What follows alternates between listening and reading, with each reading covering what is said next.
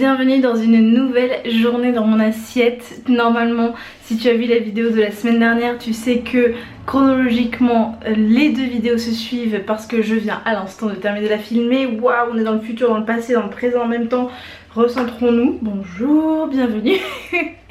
Dans cette journée dans mon assiette vegan, je ne t'ai pas montré le petit déjeuner parce que si tu me connais, tu sais que ça consiste simplement en du délicieux pain de notre boulanger d'à côté avec par-dessus de la margarine oméga 3 de Saint-Hubert qui est vegan. Il faut faire très attention avec les margarines parce que si tu regardes pas bien les ingrédients, il y a plus de la moitié qui ont du lait à l'intérieur. On va savoir pourquoi, c'est pas très clair dans ma tête non plus. Toujours est-il que dans le retour de course que tu as vu la semaine dernière, je te disais que j'avais écrasé des abricots en revenant des courses. Et bah bingo, je viens d'en manger un tout écrasé et celui-ci c'est le deuxième tout écrasé que je vais donner à Léo juste là. Il est 12h30, je m'attaque maintenant à la préparation d'une tarte pour ce midi. Je vais faire une tarte toute simple avec la moitié de ce tofu amande sésame de la marque Typhoon qui a en fait un goût de lardon, donc c'est trop bon, ça fait un petit goût fumé, là c'est au top. Avec cette courgette, j'ai jamais essayé une tarte comme ça tofu courgette, d'habitude celle qui marche à tous les coups c'est avec du poireau, j'en ai un peu marre, on la mange tout le temps, on sait qu'elle est bonne, tu vois, genre elle est vraiment réussie. Et je vais rajouter quelques petits vieux champignons qui viennent de Leclerc, que c'est pas moi qui les ai achetés et qui sont dans le frigo et qui commencent à faire la tronche. Donc je vais mettre ça dans la pâte brisée Biocop. Voilà, une pâte toute faite, je vais pas me fatiguer à faire une pâte moi-même.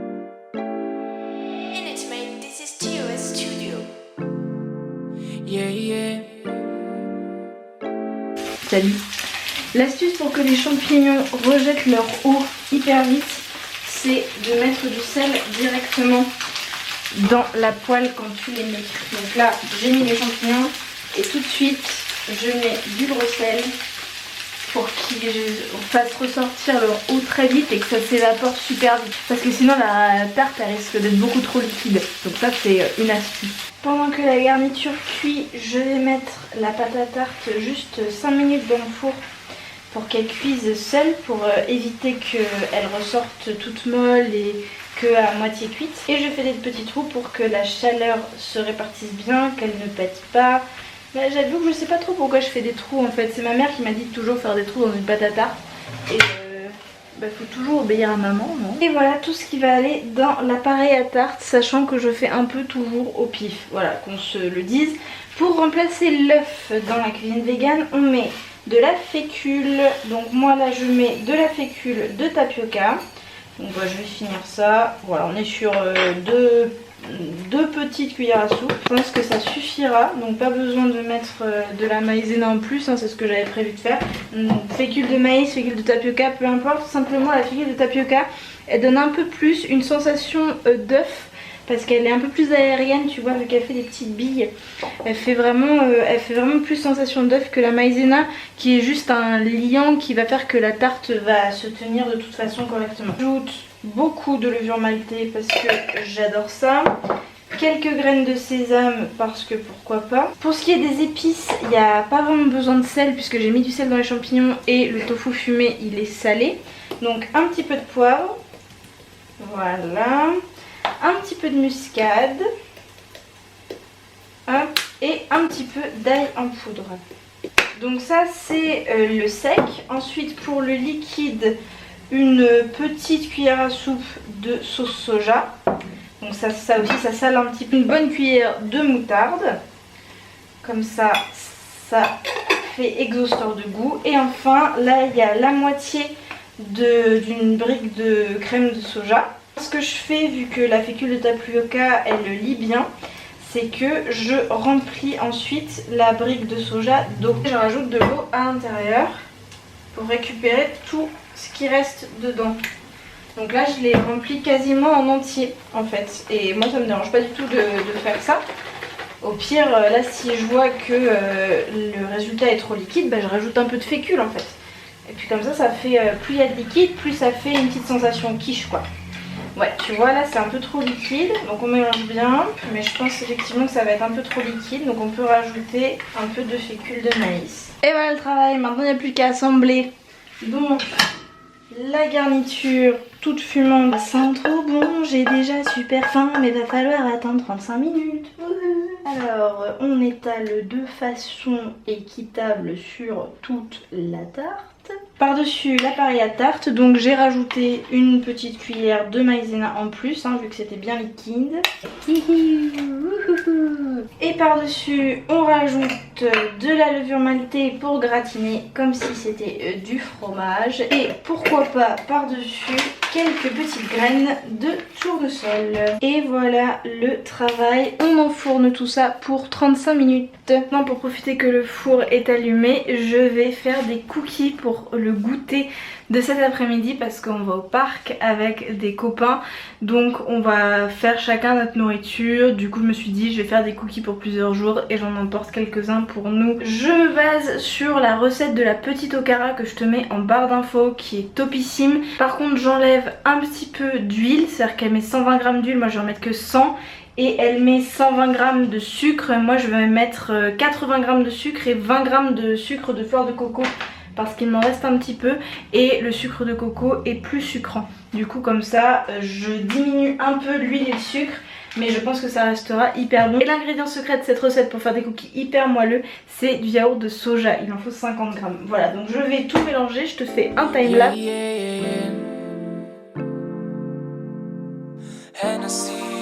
Hennessy, drown my sorrow in a Hennessy, Hennessy, baby girl, don't forget me, love me, you're so sweet, feel like Hennessy, Hennessy, yeah. Bon, j'en ai fait plein de petits, j'en ai fait 20 petits, alors que normalement c'est pour 8 gros, mais voilà. Et pour moi il y a beaucoup trop de pépites de chocolat dans la recette. Mon four, je squatte pour te parler. Il y a beaucoup trop de pépites de chocolat parce que là j'ai mis 90 g de pépites alors qu'elle dit qu'il en faut 120. Et déjà là je trouve qu'il y en a beaucoup trop. Et la prochaine fois que je ferai la recette j'en mettrai que 60 g je pense. Donc la moitié quoi. Allez, ça va au four en dessous de la tarte. Oh mon dieu, qu'est-ce qu'il fait chaud! C'est un four à gaz donc il chauffe que par le bas et il est énorme comme tu peux voir. Ça appartenait à mon père et mon père me l'a filé quand il a déménagé à Madrid. J'ai beaucoup de chance. Du coup j'ai un four qui est très capricieux et qui crame tout si tu le connais pas bien. Donc en gros si tu veux cuire des tartes, des gâteaux etc, tu peux pas monter au-dessus du thermostat 3. Sinon ça te crame tout en bas et en haut c'est pas assez cuit. Voilà, par contre il a une petite fonction grill des familles qui est plutôt cool. Donc là je mettrai un petit coup de grill pour la tarte dans 2-3 minutes. Et voilà, ce sera impeccable. Léo vient de revenir avec le pain de la boulangerie. Notre boulangerie chérie, dont je te mets le nom juste ici parce que je le connais pas. Et le pain il est encore chaud. C'est trop bon. Là. On a ton décor. Moi je suis chef opérateur.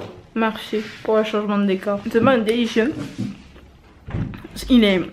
Il a son prix, tu vois, c'est du pain bio au levain. C'est des jeunes qui tiennent la boutique. Si tu veux soutenir une boulangerie à Poitiers, c'est celle-là qu'il faut soutenir.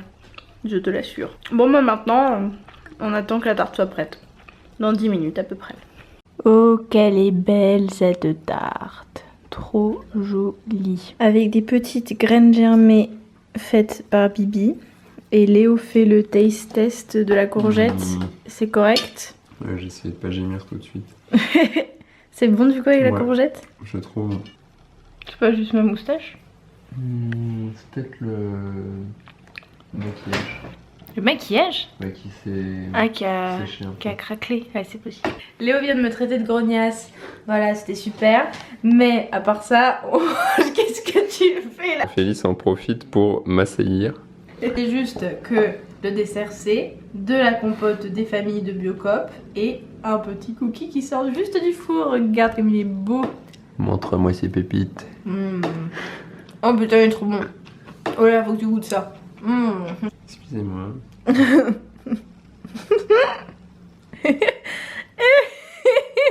est trop heureuse. Il est 16 h et vu qu'on va pas retrouver les copains pour goûter avant 18 h, j'ai un petit creux.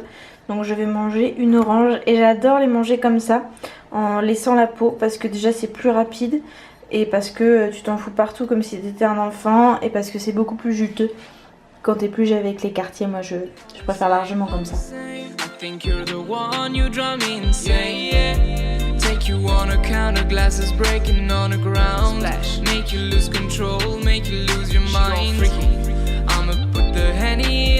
think shit is going down. All you sweet. Il est 22h30 et on est rentré il n'y a pas très longtemps.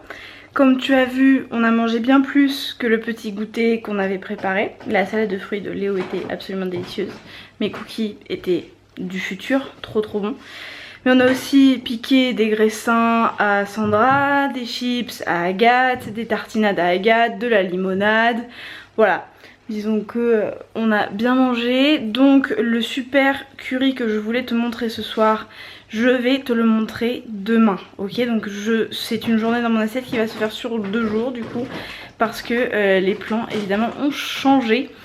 C'est ça aussi de retrouver des amis, c'est accepter que l'emploi du temps ne dépend plus que de toi. Donc je te retrouve demain pour un délicieux curry que j'ai bien en tête et que je veux réaliser. Publicité mensongère, elle a dit que c'était une journée dans mon assiette et en fait c'est pas une journée, j'en ai 2. Mensonge. On est le lendemain midi, comme je t'avais promis, me voilà pour te montrer quel curry je vais faire. J'ai décidé en fait d'utiliser plein d'anciens légumes un petit peu vieux qui traînent dans le frigo pour faire un délicieux curry pour accompagner des restes de riz qu'on a. Et comme ça je vais faire un énorme creuset, donc la magnifique marmite le creuset que j'ai récupérée de mes grands-parents. Avec cette marmite le creuset je mets tout à l'intérieur et tout mijote et c'est délicieux. Le secret c'est de mettre 15 000 épices dans un curry et de mettre du lait de coco. En tout cas celui-ci ça va être au lait de coco et au plein d'épices. Je te montre tous les ingrédients que je vais mettre à l'intérieur. Tout va commencer en mettant un oignon dans un petit peu d'huile pendant 3-4 minutes à rissoler au tout début. Ensuite je vais mettre pareil pendant 2-3 minutes 5 patates moyennes, 2 toutes petites carottes très vieilles voilà, à utiliser et du fenouil, un petit fenouil, ça va être trop bon là, le fenouil avec toutes les épices ça va être délicieux. Je rajouterai à la fin des épinards, pas beaucoup, juste pour mettre une petite touche de vert. Et là on a les épices, une brique de lait de coco de 500 ml. J'aime pas du tout cette marque là, pour moi c'est de l'arnaque. C'est beaucoup mieux de l'acheter en Biocop, c'est moins cher en fait. Mais bon, c'est pas moi qui ai acheté ça donc je prends ça. Je vais mettre un tout petit peu de miso brun, pas grand chose pour donner un petit goût fermenté. Pareil, un petit peu de sauce soja. Je vais mettre aussi un bouillon cube, vu que là il y a 500 ml. Je pense que je vais mettre 500 ml d'eau en plus. Mais voilà, ça faut faire à l'œil en fonction de si tu veux quelque chose de plus épais ou quelque chose de plus liquide. Et aussi il faut quand même pouvoir recouvrir tous les légumes qui doivent cuire, notamment les pommes de terre quoi. Donc ça c'est à toi de voir en fonction. Du sel évidemment mais pas beaucoup. Du curry, l'élément essentiel. Je vais en mettre énormément parce que en fait c'est un très vieux curry. On en a un sachet de 1 kg qu'on a depuis des années. Voilà donc il a plus beaucoup de goût. J'ai rajouté à ça du cumin, du curcuma, du paprika, du poivre gris, un tout petit peu d'anis étoilé que j'ai récupéré à Saustrengren. J'avais envie de faire des pâtisseries libanaises et j'ai jamais pris le temps d'apprendre à les faire, mais j'ai quand même l'anis étoilé donc je vais en mettre un tout petit peu pour accompagner le goût anisé du fenouil. Et finalement un tout petit peu d'ail en poudre. Voilà, donc c'est essentiel les épices, ça donne un goût incroyable, ça épaissit la sauce, ça va être du feu de Dieu. Look at the mess we made, look at the mess we made. A dangerous game we played, a dangerous game we played. I hope you're gonna stay, I hope you're gonna stay. That it ain't gonna fade away, no, no. Hennessy, Hennessy, draw my soul in a Hennessy, Hennessy. Baby girl, don't forget me, love me. You're so sweet, feel like Hennessy, Hennessy, yeah, yeah, yeah. Been upset all day, yeah, yeah. I'll smoke it away, yeah, yeah. I wish you'd be there, my hand through your hair, but you ain't there, and I don't know where you are right now. C'est l'heure de servir, ça a dû mijoter une demi-heure, quelque chose comme ça. Et les patates sont déjà bien cuites. Et c'est bien crémeux, regarde ça.